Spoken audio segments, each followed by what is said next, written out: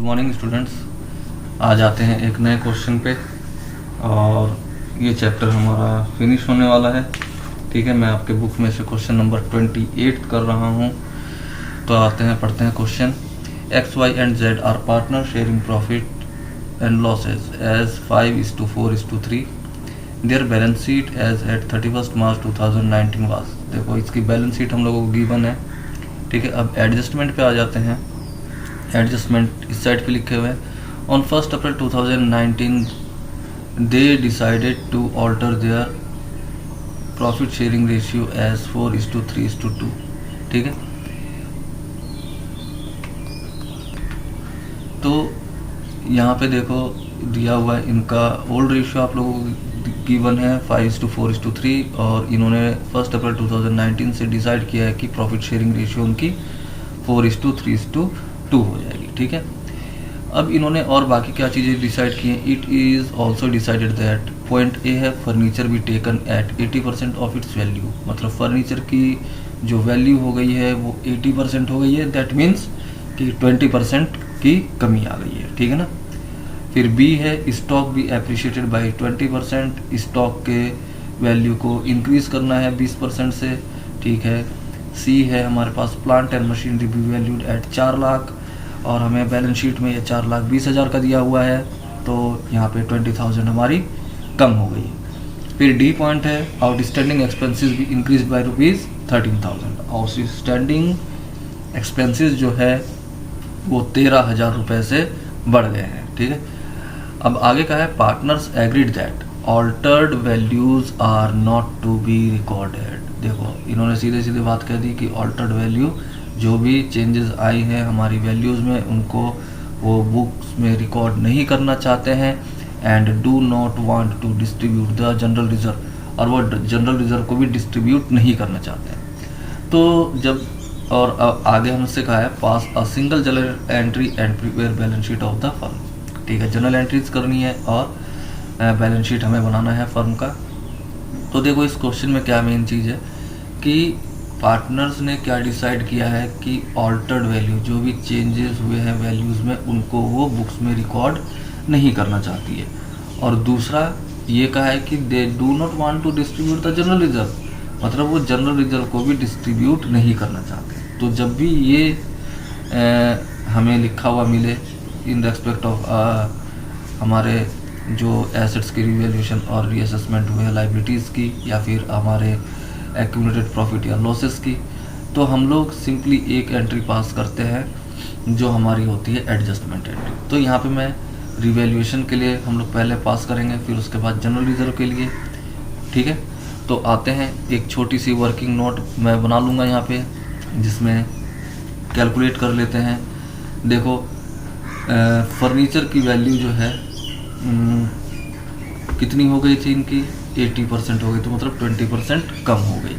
तो हम लोग आ जाते हैं, फर्नीचर थी हमारे पास 60,000 रुपये की।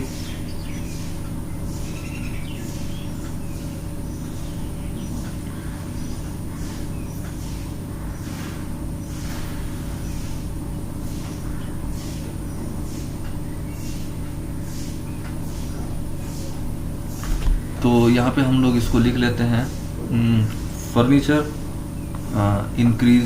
डिक्रीज इन फर्नीचर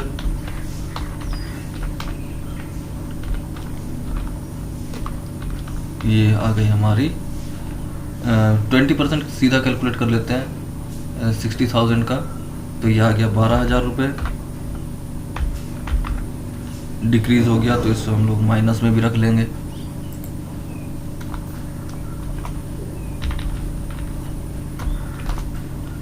फिर आ जाते हैं स्टॉक भी एप्रिशिएटेड बाय 20%। स्टॉक को एप्रिशिएट करना है तो इंक्रीज इन स्टॉक, ये आ गया हमारा 20% स्टॉक का 3 लाख का 20% 60,000। ठीक है, 60,000 ये आ गया हमारे पास।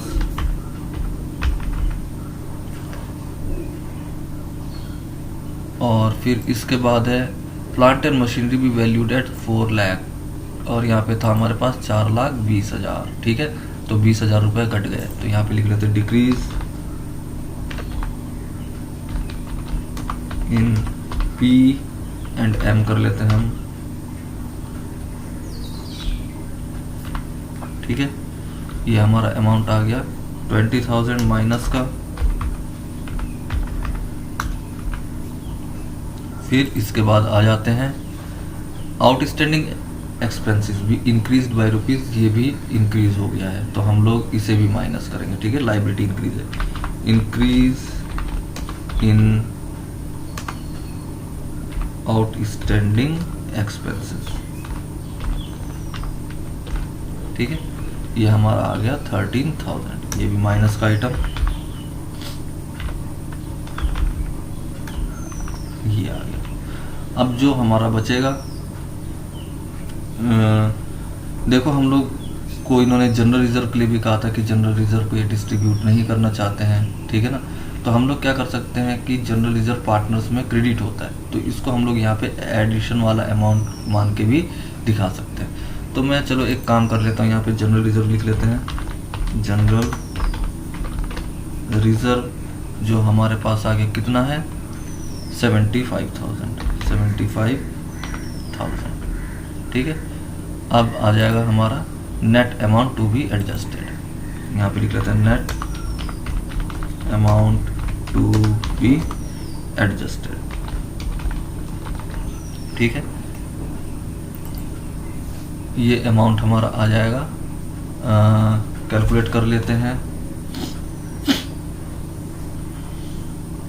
60,000 minus 12,000, 60 minus 12 minus 20 minus 13 plus 75 equals to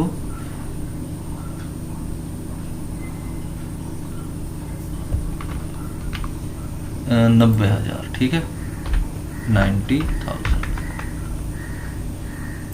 अब दूसरी चीज़ है कि इसमें हम लोग को गेनिंग और सैक्रिफाइसिंग रेशियो कैलकुलेट करना पड़ेगा, ठीक है। तो जिसको हम लोग लिख लेते हैं गेनिंग रेशियो या फिर सैक्रिफाइसिंग रेशियो। जो हमारे पास पहला आएगा x का,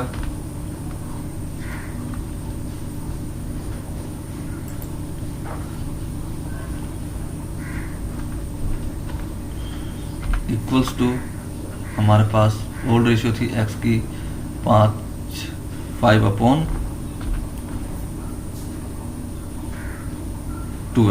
ठीक है। इसमें से हम लोग माइनस कर लेते हैं, हमारा इसका पूरा न्यू रेशियो क्या हो गया 4:3:2, तो 4 3 7 दोनों 4/9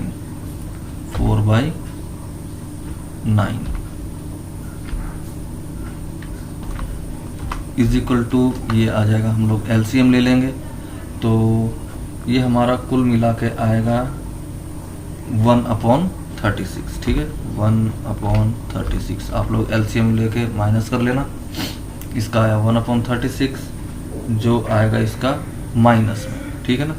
तो माइनस में आएगा तो हम लोग यहाँ पे क्या लिख लेते हैं, इसने किया है गेन, ठीक। फिर दूसरा है y के लिए, y इक्वल्स टू इसका है 4/12 माइनस 3/9, ठीक है। और इसका अमाउंट आएगा 0, ये ना तो सेक्रीफाइस कर रहा है ना गेन कर रहा है। फिर आया हमारे पास z इक्वल्स टू, ये हो गया हमारा 3/12 माइनस 2/9, ठीक है। ये इक्वल्स टू आएगा हमारे पास 1/36 जो है प्लस का, तो इसका मतलब है ये गेन कर रहा है, सॉरी सैक्रिफाइस कर रहा है, ये आ जाएगा हमारा सैक्रिफाइस, ठीक है। अब हम लोग जनरल एंट्री पास कर लेंगे। जो जनरल एंट्री हमारी हो जाएगी वो है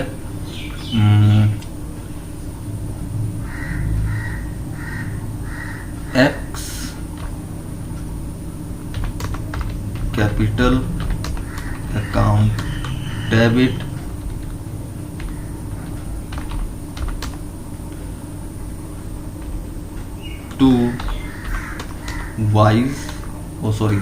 जेड कैपिटल अकाउंट, ठीक है। और जो अमाउंट आएगा वो देखो टोटल जो हमारा कितना था 90,000 का 1/36, ठीक है।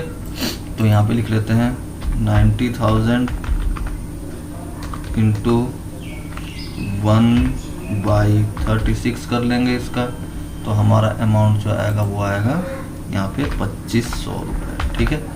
ये हमारा जर्नल एंट्री हो गई, ठीक है।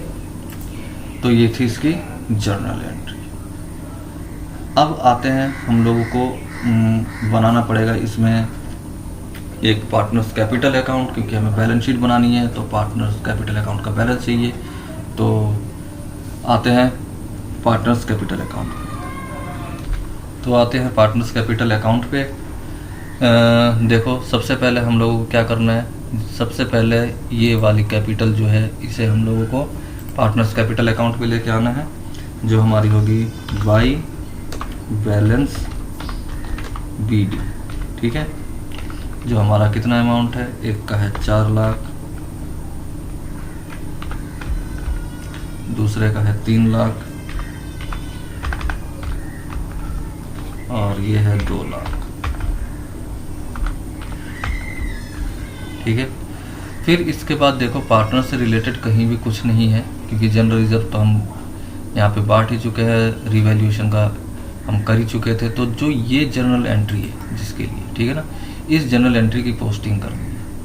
तो हम लोग यहाँ पे क्या लिखेंगे, यहाँ पे लिखेंगे बाई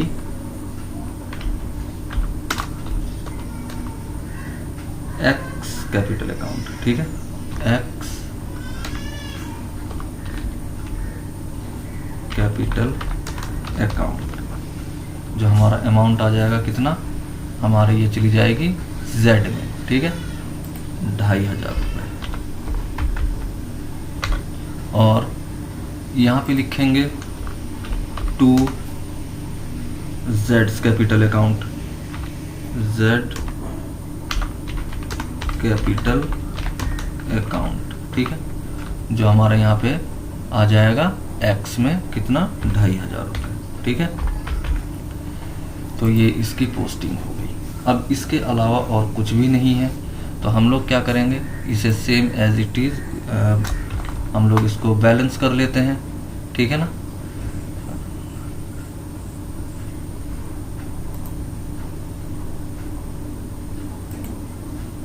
एक मिनट में बैलेंस कर लेता हूँ।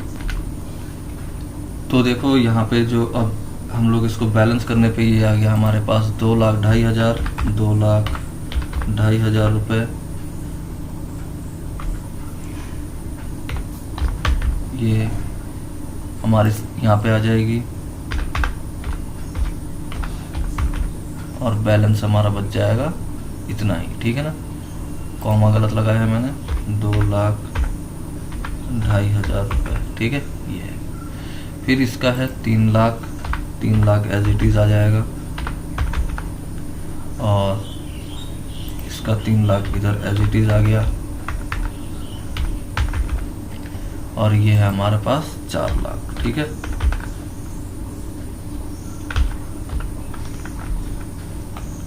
और ये आ गया 4 लाख।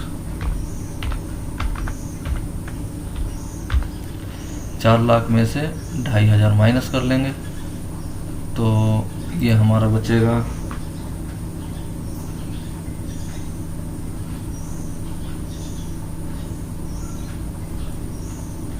3,97,500, 3,97,500 और जो y का है ये 3 लाख एज इट इज़ ऐसे का ऐसे ही बच जाएंगे, ठीक है।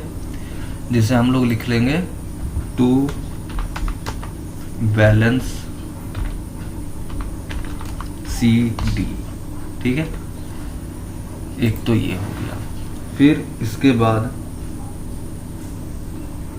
हम लोग अब देखेंगे बैलेंस शीट। बैलेंस शीट बनाते हैं तो बैलेंस शीट में मुझे इसी की ज़रूरत पड़ेगी, थोड़ा सा हमें ऊपर नीचे होना पड़ेगा। सेंट्री क्रेडिटर्स 40,000, ठीक है। तो चलो लिखते जाते हैं धीरे धीरे करके। ये आ गया हमारा सन्ड्री क्रेडिटर्स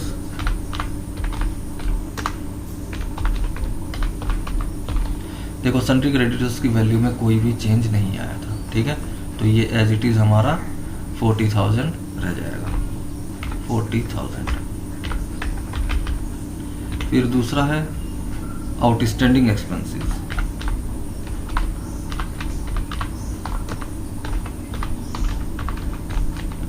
जो है हमारे पास इसमें चेंजेस आए थे, 13,000 बढ़ गया था, ठीक है ना।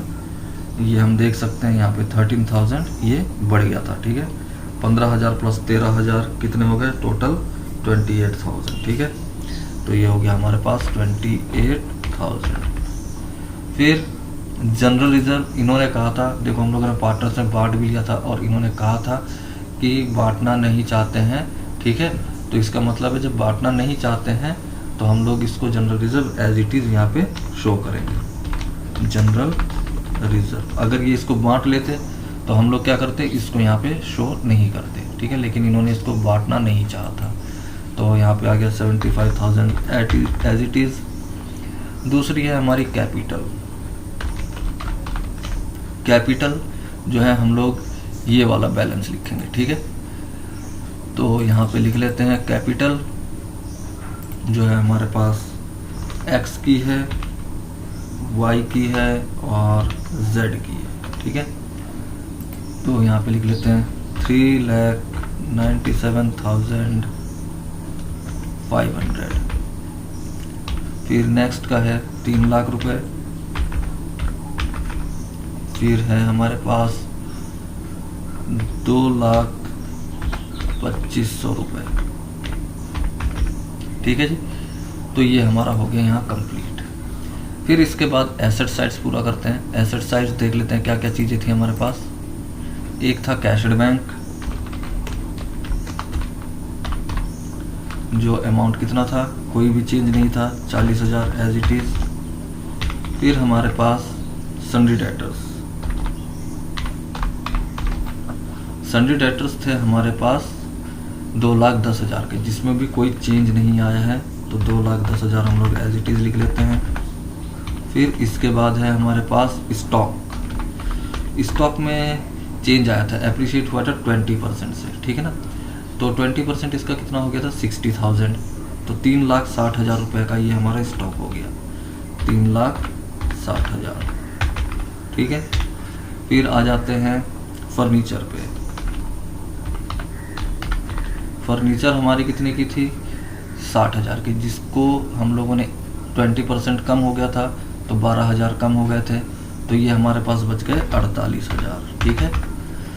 फिर इसके बाद हमारे पास है प्लांट एंड मशीनरी।